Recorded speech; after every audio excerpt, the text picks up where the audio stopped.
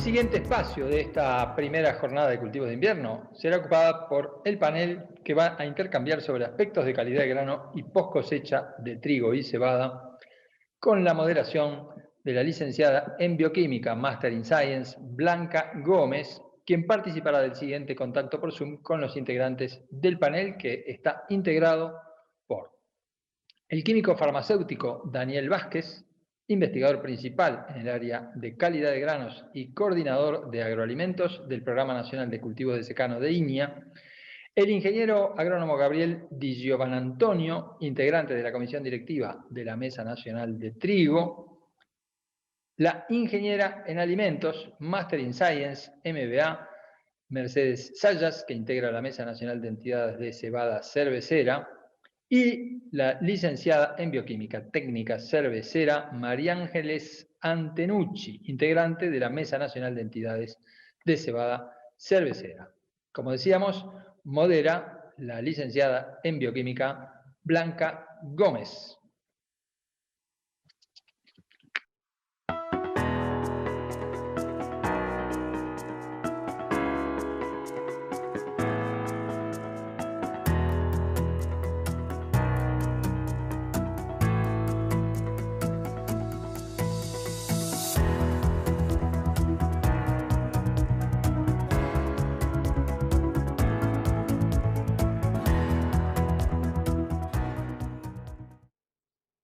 Muchas gracias, Eduardo, por la presentación del panel.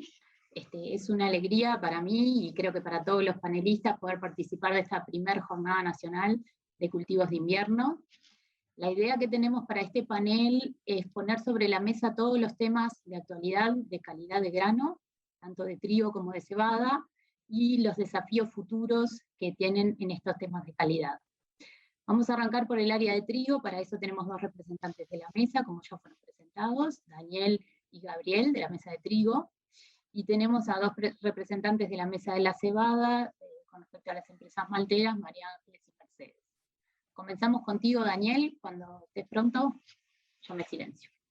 Sí, muy bien. Muchísimas gracias, Blanca.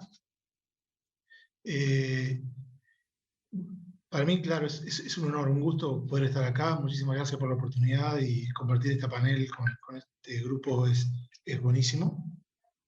Básicamente voy a empezar con una brevísima introducción al sistema de calidad, dónde estamos y hacia dónde queremos ir, o hacia dónde podríamos ir en trigo de calidad. Voy a tratar de ser lo más breve posible para dejar tiempo después a un poco de debate y recibir preguntas de la audiencia. Lo primero a tener claro es que todo país tiene un sistema de calidad, todo país productor de trigo y sobre todo que busca consolidar mercados y hacia afuera o hacia adentro, tiene un sistema de calidad. Y no tener un sistema de calidad cuesta caro. Quizás tenerlo tenga sus costos, pero tener un sistema, no tenerlo, es todavía mucho más caro. Y lo que propusimos aquí fue hacer un sistema que sea generalizado, pero no obligatorio, de tal forma que no todo el trigo tiene por qué estar acá. Buscamos quienes quieren producir trigo de calidad tengan cómo, pero quien quiera no prestarle atención también pueda seguir trabajando. Y lo que apuntamos es a un trigo que sea un balance entre lo que es la demanda y la oferta.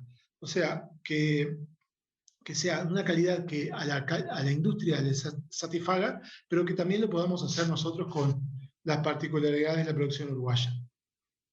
Para eso, la base fue un proyecto que nos basamos como objetivo generar herramientas que colaboren a viabilizar la producción del trigo uruguayo mediante la mejora de calidad, liderado por la Mesa Nacional de Trigo de INIA, con la cofinanciación de ANI y básicamente todo el sector privado triguero uruguayo. Y entre los productos que obtuvimos fue un sistema de caracterización de cultivares de calidad panadera superior a los que llamamos urutrigos. Este criterio de calidad panadera, obviamente que hay que agregarlo a otros criterios ya preexistentes.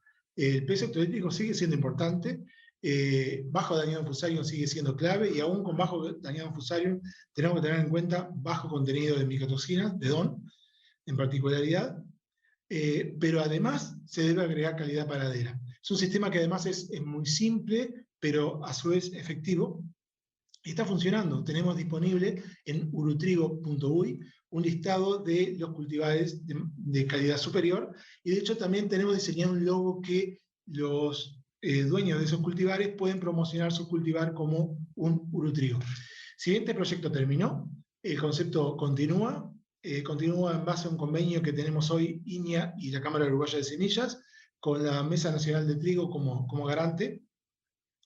Y acá lo que estamos viendo es que, si bien al principio de esto fueron pocas empresas, hoy básicamente todas las empresas semilleristas de trigo están interesadas en participar y haciendo propuestas, por lo cual estamos básicamente todos embarcados en esto. Ahora, los urutrigos, el tener este tipo de variedades son una buena herramienta, pero obviamente que con solo la variedad no es suficiente.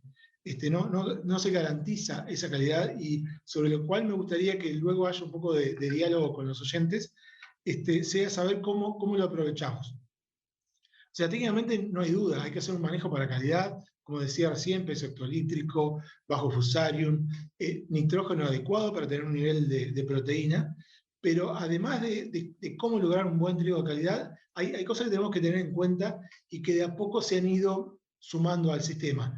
Primero, la clave es segregar. De nada nos sirve tener un buen trigo si no lo separamos del resto. Y segregar es algo que ya se viene haciendo desde hace unos cuantos años en Uruguay, pero todos lo hacen con una característica distinta. Sería bueno uniformizar ese tipo de criterios. Segundo, es conocer lo que tenemos, que el productor, que el que cosecha ese trigo, sepa que si tiene un urutrigo, tiene un trigo que el mercado lo va a estar requiriendo. Si no lo sabemos, quizás estamos teniendo algo mejor, el cual podemos comercializarlo mejor, y no lo estamos haciendo valer. Y también precisamos, obviamente, mejores señales desde la parte de los compradores. Los molinos, los exportadores, tienen que continuamente darnos señales claras. Con esto fui lo más breve posible y quedo a disposición para seguirla hoy, en cualquier momento o cuando gusten. Muchas gracias, Blanca, y la seguimos. Gracias, Daniel, por el resumen, muy bueno. Y ahora, Gabriel, aporta tú también con tu visión también empresarial y representante de Mesa de Trigo. Bueno, muchas gracias. Y bueno, para seguir un poco en la línea que venía hablando Daniel, de verdad que vemos con muy buenos ojos la importancia de tener información de calidad, ¿no? del trigo que hay en Uruguay. Antes de que estuviera el proyecto Urutrigo, uno para saber esos trigos que eran mejoradores o que aportaban a calidad tenía que ir a bibliografía extranjera, y hoy tener materiales caracterizados en Uruguay en las mismas condiciones, la verdad que ayuda mucho a la toma de decisión, ya sea para elegir las variedades que se van a sembrar o para el caso de los compradores, saber que esos trigos son mejores en calidad que el resto.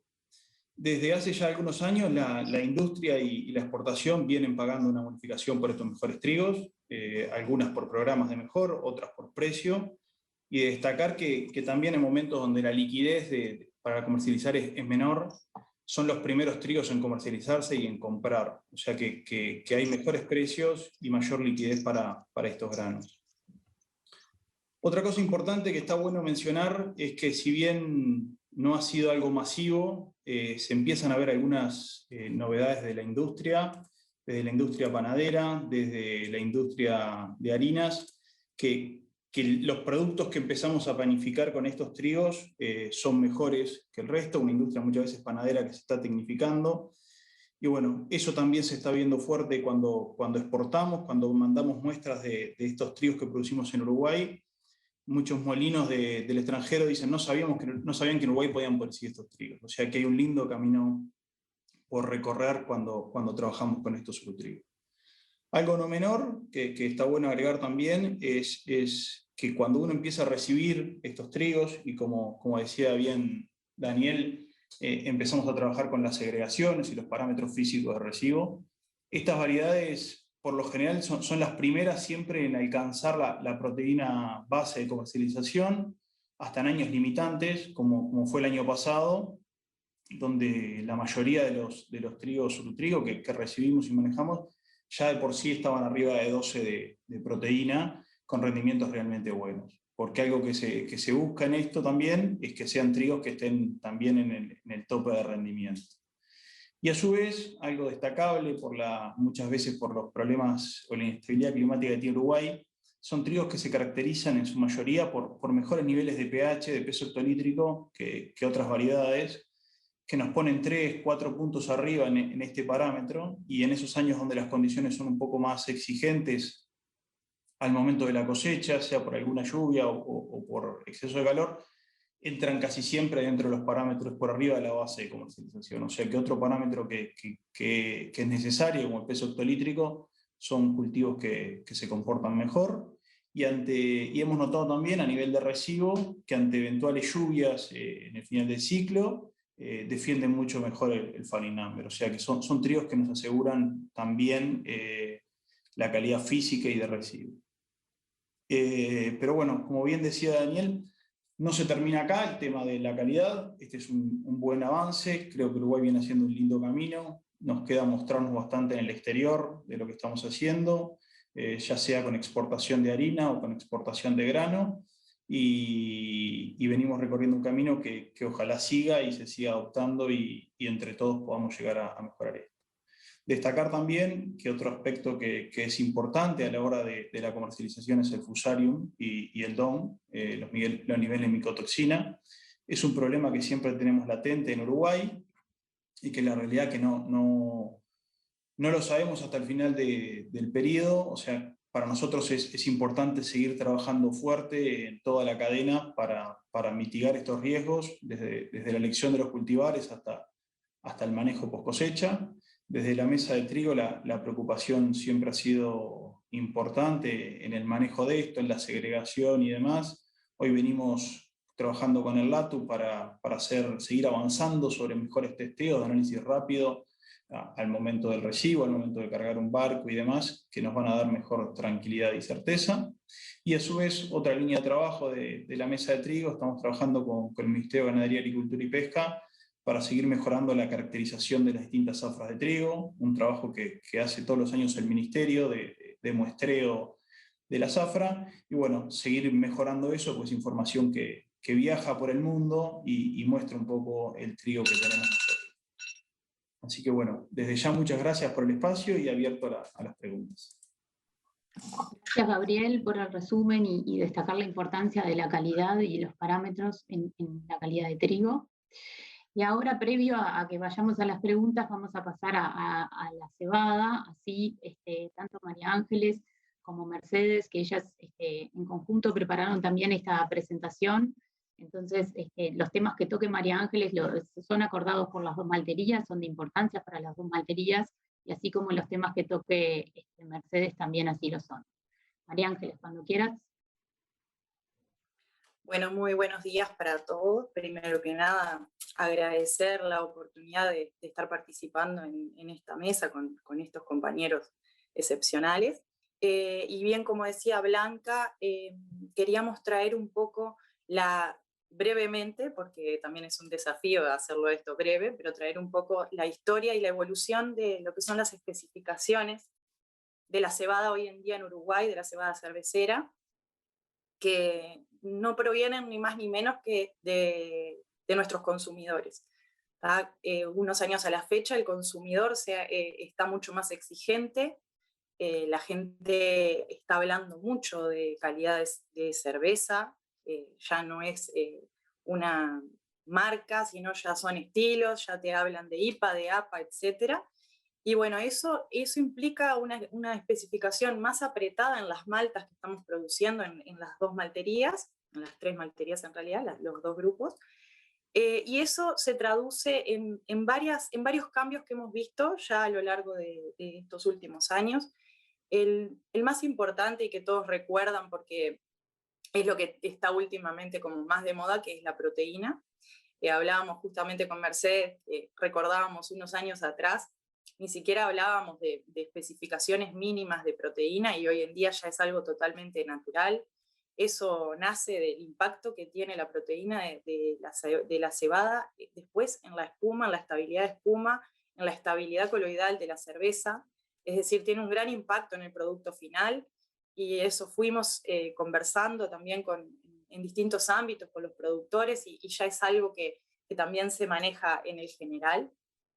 Después, como bien decía Gabriel, seguimos trabajando mucho con el DON, es algo que exactamente lo expresó, mejor expresado que como lo dijo Gabriel, es algo que hasta último momento no podemos tener muy clara la situación que vamos a tener. Sí sabemos que estamos trabajando en nuevas metodologías más certeras, más, que nos den más seguridad, como bien decía Gabriel, al momento del recibo, al momento de la carga de un barco. Ese tipo de información es la que estamos tratando de manejar para el productor también, entender cuáles son las distintas metodologías, pero no deja de ser un parámetro de seguridad alimentaria. Y por otro lado, no menor, un tema de calibre, de residuos totales, eso también tiene un gran impacto en la calidad de malta y cada vez tenemos mayores exigencias desde la cervecería y para entrar a las malterías también. Y entonces son 3 parámetros que me tocó conversar con ustedes, 3 parámetros que vienen ya midiéndose, han evolucionado especificaciones, han evolucionado metodologías analíticas, pero claramente son cosas que tenemos que tener claras al momento del manejo de la cebada, porque hemos visto grandes impactos y muy positivos. La zafra del año pasado, una zafra récord, no fue por ser récord en rendimiento, peor en calidad, y eso es un tema que queremos destacar, porque realmente se puede mejorar parámetros como proteína, como calibre, y no estar afectando, o no tener menores rendimientos, que es un poco el mito que se venía manejando años atrás, y eso es un poco lo que queremos fomentar, el trabajo en el manejo, y que no necesariamente va a tener un impacto después posterior negativo en lo que son los rendimientos de las chacras. Y ahí un poco después Mercedes va a hablar ahí también de temas, de algunas otras especificaciones y de exigencias que estamos teniendo por los diferentes mercados que estamos manejando, pero bueno, quedo a disposición para las preguntas y muchísimas gracias nuevamente. Gracias, María Ángeles. Mercedes, si querés continúa tú, así seguimos con el hilo. Bien. Muchas gracias. Primero agradecer por la oportunidad de participar de esta jornada, que esperemos que sea la primera de muchas, como varios dijeron. Y bueno, siguiendo con lo que venía María Ángeles, vamos a hablar de temas que se vienen o que son los últimos que hemos empezado a tratar en las especificaciones de cebada. Primero tenemos la pureza varietal, que es un parámetro que siempre estuvo, pero cada vez se exige más. Por un lado, en ambos contratos exigimos una pureza mayor a 95, se sabe que la cebada tiene que ser tratada como una semilla, no como cualquier otro grano. El primer impacto que nos pasa es si la cebada no es pura, la potencialidad que podemos detectar en cada variedad a la hora de maltear se pierde. Si tengo que maltear mezclado, no voy a sacar mejor malta de cada variedad, sino que voy a tener que sacar una calidad media, y ya eso repercute en toda la cadena, llegando a la cerveza. Es fundamental para nosotros maltear variedades puras, y recién a la hora de tener la malta, ahí blendeamos para llegar a las especificaciones del cliente, no antes. A su vez también es un requisito de exportación de cebada cervecera a cualquier lugar del mundo. Entonces es algo clave, y antiguamente no teníamos herramientas que nos permitieran detectar a nivel de residuo de cebada. Lo primero que apareció fue ensayos con marcadores moleculares de ADN, técnicas muy certeras, pero tienen la desventaja de ser costosas y de no poder realizarlas in situ en el residuo de cebada. De todas formas, esas técnicas nos permitieron detectar niveles de contaminación y actuar, si bien era post-mortem. Al empezar a difundir que teníamos esa técnica, se notaron mejoras en el residuo de cebada y en la pureza total que fuimos recibiendo.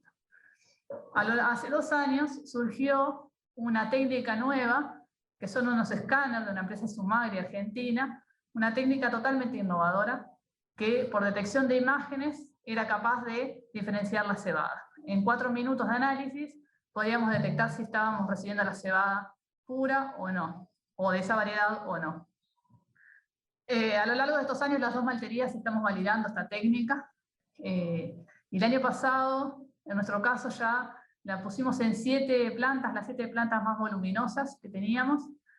Implementamos este test rápido de escáner de pureza varietal, con cierta tolerancia de desvíos por el estudio que estamos haciendo de la técnica, pero encontramos varios casos de mezclas, ya sea mezclas de camiones mal remitidos, contaminación, algún tema de manejo, y cada vez que investigábamos algún resultado adverso, teníamos el origen que algo estaba sucediendo. Nuestro fin no es empezar a rechazar cebada por pureza varietal, sino apelar a las mejores prácticas para evitar que la cebada llegue contaminada. Es fundamental, por ejemplo, en etapas tempranas, donde estamos validando variedades nuevas que estamos lanzando al mercado, que es importante, tanto en campo, el rendimiento y demás, y nosotros poder evaluar la calidad maltera y cervecera. Si nosotros recibimos un silo contaminado, no va a tener una buena evaluación varietal esa variedad. Así que, ¿hacia dónde vamos? Tanto las dos malterías, el ideal es llegar a recibir toda la cebada, camión a camión, analizada con pureza varietal como los otros parámetros. Por otro lado, tenemos la exportación a China, que surgió luego de post cosecha, luego de la cosecha, y es como un cambio de paradigma total. Teníamos especificaciones que nos están pidiendo que no estaban contempladas por ninguno. Estas especificaciones, en realidad son sanitarias, son las plagas cuarentenarias, que afectan tanto a la cebada forrajera como a la cebada cervecera, a toda la cebada que se exporta de Uruguay. Requiere un trabajo minucioso, camión a camión, chequeo de cada camión, y tratar de detectar si tiene o no plagas cuarentenarias, que son la avena sterilis y la avena barbata. La avena fatua y la sátiva no son cuarentenarias, pero sobre todo la fatua es muy parecida a las dos cuarentenarias y se hace difícil detectarla. A su vez el gorgojo también es una plaga cuarentenaria. Esa es relativamente más fácil de resolver por fumigación curativa. ¿Qué se viene en estas próximas zafras? Y tendremos que hacer un esfuerzo en segregar desde la cosecha los hilos con plagas cuarentenarias versus hilos sin plagas cuarentenarias para prever posibles exportaciones. Si esto es algo que se va a quedar en Uruguay, exportaciones anuales a este destino nuevo, tendremos que rever especificaciones en conversaciones con productores, con las malterías, a ver cómo logramos ser competitivos en esto en las exportaciones a China. Por aquí quedamos abiertos a preguntas. Muchas gracias. Muchas gracias, Mercedes y María Ángeles, las dos en conjunto, por hacer todo ese review de todo lo que han sido las especificaciones y continúan siendo.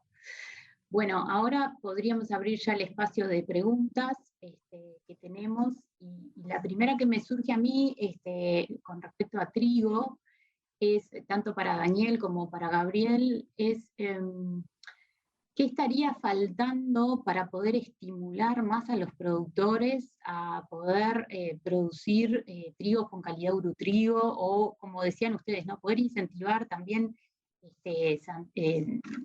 Santiago Bono al comienzo, cuando abrió ayer, decía Uruguay no se destaca por su calidad en el trigo, y entonces, ¿qué se puede hacer para poder seguir estimulando? Hoy decían más difusión, capaz que es un punto. Lo dejo abierto, capaz que querés arrancar, Daniel, o el que quiera. Yo arranco, pero es un tema más hacia lo privado, hacia lo comercial, entonces arranco yo, soy breve y después le doy el tiempo a Gabriel. Creo que difusión es lo que tenemos que hacer. Por un lado, generar conocimiento, pero también difusión, insistir y volver a golpear puertas y volver a repetir. Muchas veces a uno queda con la sensación de que ya está todo dicho, y creo que sí está todo dicho, pero continuamente hay que estarlo repitiendo. Entonces, de parte nuestra, cuenta con nosotros para aclarar los puntos. A veces lo que hay de parte del productor es la sensación de que el comprador está haciendo demandas que no están justificadas y que pueden ser quizás una excusa para para no concretar la compra. Pero como decía recién María Ángeles hablando de cebada, nosotros mismos como consumidores cada vez pedimos más. Y si pedimos cada vez más, también a la hora de vender nos van a pedir cada vez más. Y esto no va a parar acá. Hoy estamos pidiendo más cosas y como decía, este sistema es simple, pero fue así para empezar. No prevemos que con esto ya está. Esto es solamente un paso hacia adelante y luego vamos a tener que seguirlo aplicando. Pero me parece que lo más importante es lo que nos puede aportar Gabriel. Excelente pregunta, Blanca. De verdad que, primero destacar que Uruguay viene haciendo un recorrido en esto. Ya tener con un pool de variedades de urotrigo ayuda. Me falla la memoria para acordarme en el último año cuánto fue, pero si no me equivoco, en la cosecha 2018-19, el 25% de las variedades sembradas en Uruguay eran variedades de urotrigo. Eso ya nos posiciona mucho mejor y se está mostrando el camino que estamos recorriendo. Yo creo que la diferencia puede ser un año poder exportar a un destino o no poder exportar si no manejamos bien nuestro blend varietal. Ayer en la presentación de Fernando Villamil mostraba un poco la evolución del consumo de trigo, el mercado de trigo forrajero y el mercado de trigo para harinas. Y sin lugar a dudas el mercado de trigo para harinas es el mayor del mundo. Y el forrajero es un mercado que hay años nos ayuda bien, cuando los precios del maíz son caros, y otros años nos complican más. Y si nosotros no miramos eso y ese pool, se nos puede complicar como origen, como ya nos ha pasado en algunos países. Así que yo creo que es un avance lo que está teniendo Uruguay, es un lindo camino por recorrer, hay varias ventajas, y como decía, la liquidez a la hora de vender, ya sea para la industria local o para la exportación, que también nos pasa, es importante destacar eso. El año pasado no fue un año complicado en calidad, en grandes rasgos, pero hubo varios trigos con muy bajas proteínas, y sin lugar a dudas, esos trigos con baja proteína se pudieron comercializar porque había otros trigos que tenían mejores niveles de proteína, y esos mejores niveles de proteína, en muchos casos, como se mostró hoy, es por manejo, pero en muchos casos arrancan la elección varietal. Eso es lo primero a destacar. Lo segundo, que creo que se habló bastante en la jornada de ayer y hoy, somos productores de alimentos. Uruguay, si bien pensamos que es un commodity, pero somos alimentos, y la realidad es que es un camino que estamos empezando a recorrer y las exigencias en este mercado van a ser cada vez mayores en aspectos de calidad y principalmente lo que son aspectos de inocuidad, trazabilidad de residuos y demás. Así que yo creo que Uruguay tiene una ventaja ahí en su escala contra otros competidores y que si le sabemos aprovechar bien nos va a poner siempre un escalón arriba en los mercados. Esa es un poco la conclusión. Muchas gracias, Daniel y Gabriel. Y ahora surgiendo otras preguntas en el caso de la cebada, que bueno, creo que como dijo María Ángeles, hicieron un resumen las dos con Mercedes, ¿no? De todas las especificaciones que la verdad que los productores en sí también han ido logrando. Me gustaría capaz que se pudiera remarcar, que ya que tuvimos muchas charlas en el día de hoy también con respecto al nitrógeno, la importancia que tiene de concretar el nivel de proteína en cebada, cómo esto afecta la calidad de malta y la cerveza. Capaz que remarcar un poquito esos conceptos para que se quede claro que no solo es una insistencia o un nivel solo de rechazo, sino que hay un motivo realmente atrás para la calidad en sí. No sé cuál de las dos quiere arrancar, María Ángeles. Bueno, arranco yo ahí, Mercedes después me corrige. No, la realidad es la siguiente. ¿Y por qué surgen dos especificaciones? Tanto por debajo de un límite como por encima. Y son motivos distintos. ¿Cuál es el impacto principal de la proteína, además de un poco el cuerpo de la cerveza? Lo más visual es la estabilidad de la espuma, para el caso de cumplir con un mínimo de proteína. La proteína ayuda en esa estabilidad, que uno sirve el vaso y le gusta que la espuma se sirva y ahí quede, no es esa desaparición de espuma inmediata. Ahí precisamos un nivel de proteína mínimo, que es el que normalmente manejamos.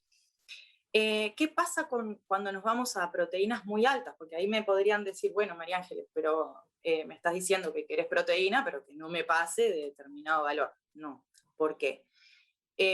Niveles de proteínas muy altas, en lo que pueden afectar principalmente, y también es muy visual, lo podemos ver cualquiera, es en lo que se llama estabilidad coloidal.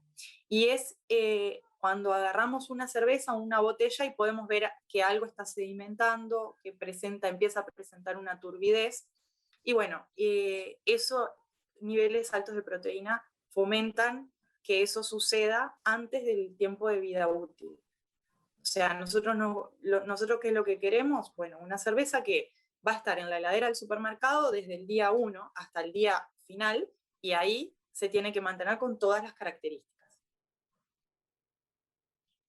Merce, si quieres. Sumado a eso, valores muy, muy altos de proteína pueden dar defectos de calidad, además de ese, colores altos, cosas más difíciles de manejar en una cebada, en un malteo, para obtener valores adecuados.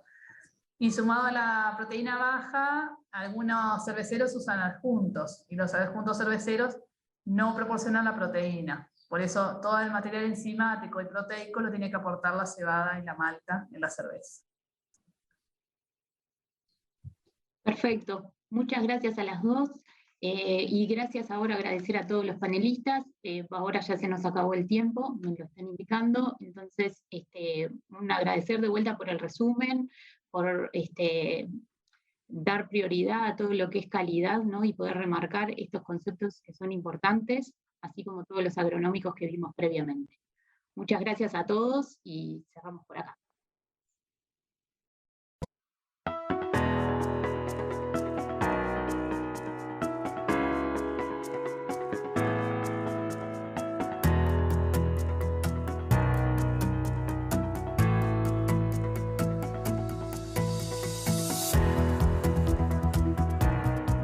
El agradecimiento a los integrantes del panel y a su moderadora. El tema central, por supuesto, ha sido otro aporte importantísimo para encarar la próxima campaña de cultivos de invierno. Ya estamos sobre el final de este evento que ha reunido a tanta investigación, análisis, datos, a tanta gente además que se ha sumado vía remota, naturalmente, a esta actividad, y que ha aportado tantos insumos centrales para la próxima campaña de cultivos de invierno. Ingresamos al cierre formal de este evento. Agradecemos a quienes forman parte de esta mesa que se han adaptado a la modalidad que nos exige la situación sanitaria y participaron vía Zoom.